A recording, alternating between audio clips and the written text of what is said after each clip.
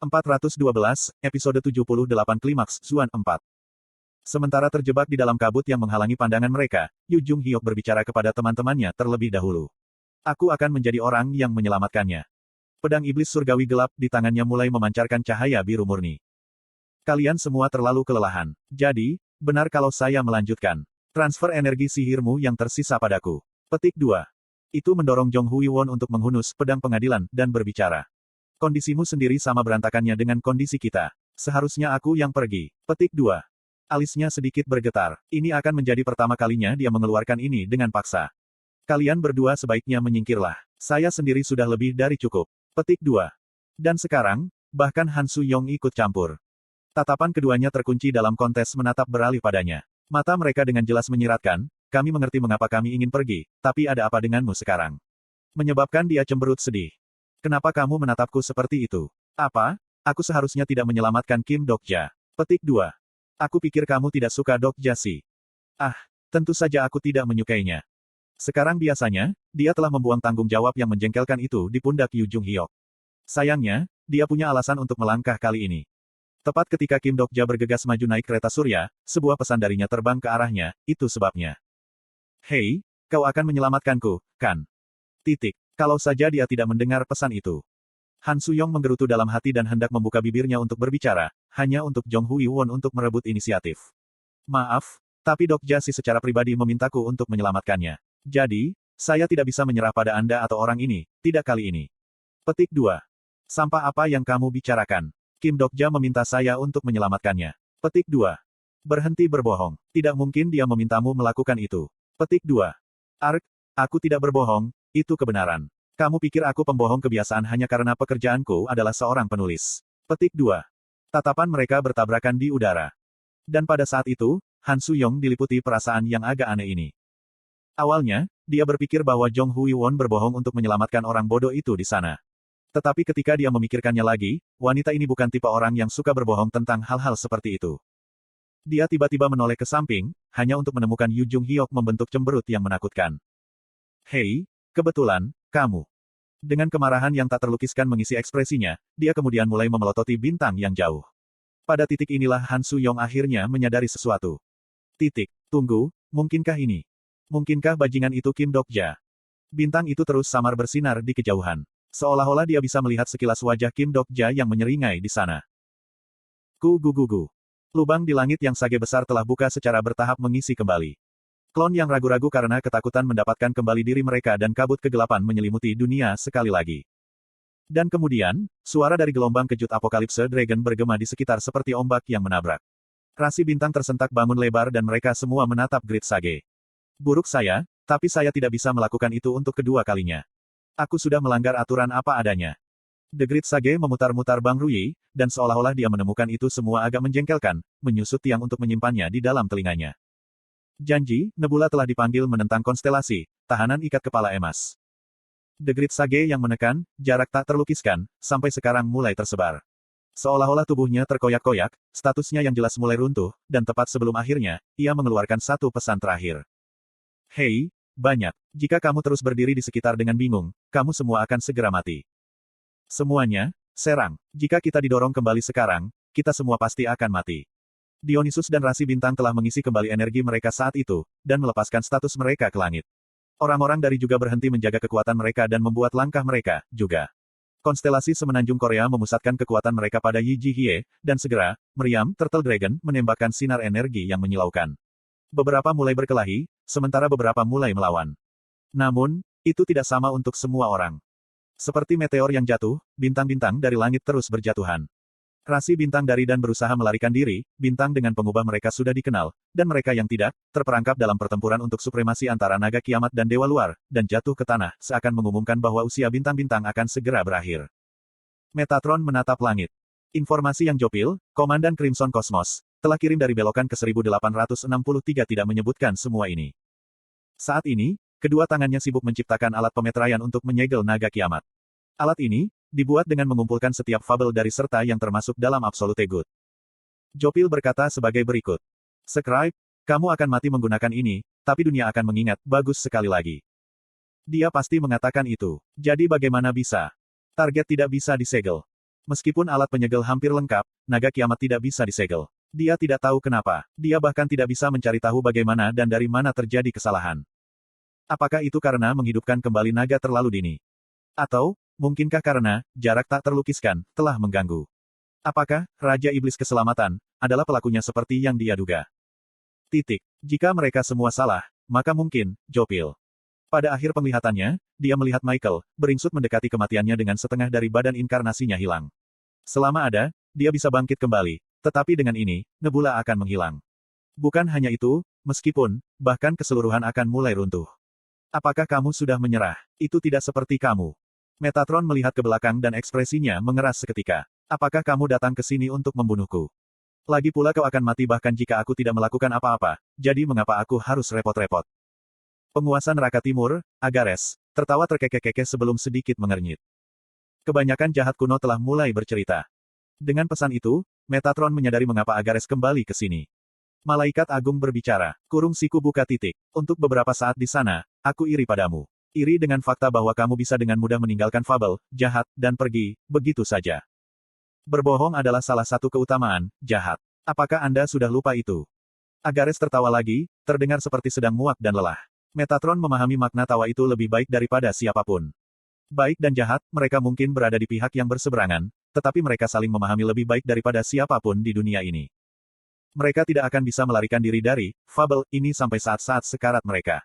Karena fabel ini sudah menjadi mereka sekarang. Kebaikan paling kuno telah mulai bercerita. Kebanyakan jahat kuno memiliki. Diam. Berapa lama lagi cerita busuk ini akan melanjutkan omong kosong permulaannya?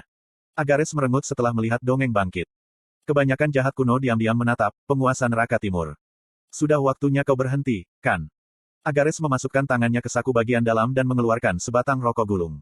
Ditemani oleh suara, ciek, rokok dinyalakan dan asap menyebar di udara. Jumlah bintang jatuh terus meningkat dan klon, jarak tak terlukiskan, mulai melahap semua rasi bintang yang jatuh. Dan dari jauh, raungan naga kiamat juga bisa terdengar. Pemandangan yang sangat spektakuler. Ini adalah panggung yang ideal untuk mengakhiri pertarungan yang panjang dan menyeret ini. Para pemimpin, baik, dan jahat, menatap tontonan ini. Tragedi yang terjadi di sini semua dimulai dengan keduanya. Saat itulah mereka mendengar suara aneh datang dari belakang. Sebuah klon menyelinap lebih dekat tanpa terdeteksi dan membuka lebar rahangnya ke arah Metatron. Raja Iblis, penguasa neraka timur, mengungkapkan statusnya. Kudududu. Klon yang bergegas masuk untuk merobek dan melahap malaikat tertinggi pada detik kapan pun tersendat dan berhenti bergerak. Tangan Agares mengulurkan tangan dan meraih mulut klon berusaha untuk menutup. Dia tidak lain adalah Raja Iblis yang berada di peringkat kedua dalam hierarki. Keluar dari panen saat ini Raja Iblis, dia adalah satu-satunya yang mampu bersaing untuk supremasi terhadap konstelasi Midgard. Agares berbicara sambil mengunyah rokok. Apa yang kamu lihat kosong? Apa kamu berencana menjadi martir atau semacamnya? Meskipun itu hanya sesaat, aku berpikir mungkin itu bukan ide yang buruk. Kamu harus menyelesaikan hal-hal yang kamu mulai dulu. Aku memberitahumu untuk menyelesaikan perang besar Science and Demons dengan benar sebagaimana layaknya, ahli tulis surga yang agung dan hebat. Tidak mungkin. Kekuatan naga kiamat jauh lebih besar dari yang aku harapkan. Menggunakan kekuatan Wall seharusnya sudah cukup. Bahkan menggunakan kekuatan itu tidak cukup untuk menyegel naga kiamat pergi. Saya pikir banyak. Namun, Anda masih dapat menyimpannya di sini. Bagaimanapun, tembok ada untuk melindungi sesuatu, bukan? Kata-kata itu menyebabkan mata Metatron bergetar. Kurung siku buka titik. Apa yang kau bicarakan? Kamu selalu perlu diberitahu 2 kali sebelum kamu bisa mengerti. Agares ada di sana, masih menuangkan status ganas ke arah klon. Metatron telah bertarung melawan Raja Iblis itu sejak lama. Bahkan saat itu, dia belum pernah melihat ekspresi seperti itu dari yang terakhir sebelumnya. Pada saat itu, baik dan jahat saling memandang. Mata Raja Iblis menatap Raja Iblis dan malaikat tertinggi yang sekarat. Bukankah, baik dan jahat, dapat melanjutkan ke generasi berikutnya hanya setelah orang-orang bodoh ini diselamatkan dari kekacauan ini? Itu adalah hal yang lucu untuk dikatakan Raja Iblis. Aku hanya mengatakannya sekarang, tapi bagiku, kamu sendiri tidak terlihat seperti malaikat agung. Metatron mendengar suara Agares yang cemberut dan merasa aneh. Mengapa iblis yang dia lawan begitu lama merasa begitu, sangat dekat hari ini? Apakah tindakan mereka saat ini demi kebaikan atau kejahatan? Metatron tidak tahu. Tapi, dia yakin akan satu hal. Fable of the Ancient, Good and Evil, yang paling kuno menatapmu. Bahkan jika mereka telah menjadi fabel itu sendiri, apa yang mereka pilih untuk lakukan sekarang bukanlah karena fabel menyuruh mereka melakukannya. Aku tidak bisa melakukan ini sendirian. Aku tahu. Tembok yang membagi baik dan jahat, sangat bergetar. Dengan satu dinding di antara mereka, perwakilan, baik, dan jahat, mengulurkan tangan mereka satu sama lain. Bahkan jika kita menyimpannya di sini, kita masih tidak bisa menghentikan kiamat. Aku juga tahu itu. Agares meletakkan tangannya di atas alat pemeteraian yang telah dibuat Metatron. Tapi kalau begitu, itu bukan masalah yang harus kita khawatirkan. Malaikat tertinggi dan Raja Iblis saling berpegangan tangan. Dengan itu, alat segel memancarkan sinar cahaya yang menyilaukan dan mulai mengembang dengan cepat. Dan segera, itu tidak bisa disebut alat lagi, tetapi sebuah kapal besar, sebagai gantinya. Gugu. Itu adalah bahtera yang pada suatu waktu melindungi semua makhluk di atas tanah dari kehancuran dunia. Sebuah kapal mistis yang turun ke dunia untuk melindungi dirinya dari banjir besar. Metatron berbicara, evakuasi rasi bintang. Dimengerti, juru tulis. Tuan Bahtera, yang berdiri di antara rasi bintang mendengar panggilan Metatron dan mengambil alih komando kapal. Para Valkyrie yang masih hidup mulai membantu rasi bintang dan inkarnasi di sekitarnya untuk naik ke Bahtera satu persatu. Namun, Metatron dan Agares harus mendukung Fable Arc dan tidak bisa naik sendiri. Sayangnya, bukan hanya mereka berdua yang tahu fakta itu. Kamu telah melakukan sesuatu yang sangat bodoh, oh penguasa neraka timur. Asmodes. Bahkan tidak memberinya waktu untuk mengatakan sesuatu, cakar Asmodes menembus jauh ke dalam hati Agares. Bahkan kemudian, ekspresi yang terakhir tetap tidak berubah ketika dia menatap wajah kematian yang akan datang. Tampak tidak senang dengan ekspresi itu, Asmodes berbicara. Kenapa kamu tidak menyerahkan tembok kepadaku sekarang? Anda tidak lagi memiliki kualifikasi untuk mewakili jahat. Cakar itu tenggelam lebih dalam dan menggali bagian dalam Agares. Pitch Black Fables menetes ketika Raja Iblis berbicara. Kamu benar-benar bajingan yang gigih.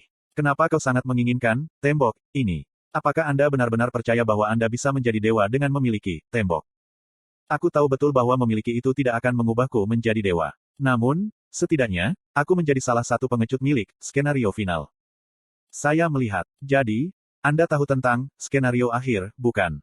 Agares tertawa getir, tetapi kemudian, kegilaan tiba-tiba menyapu matanya.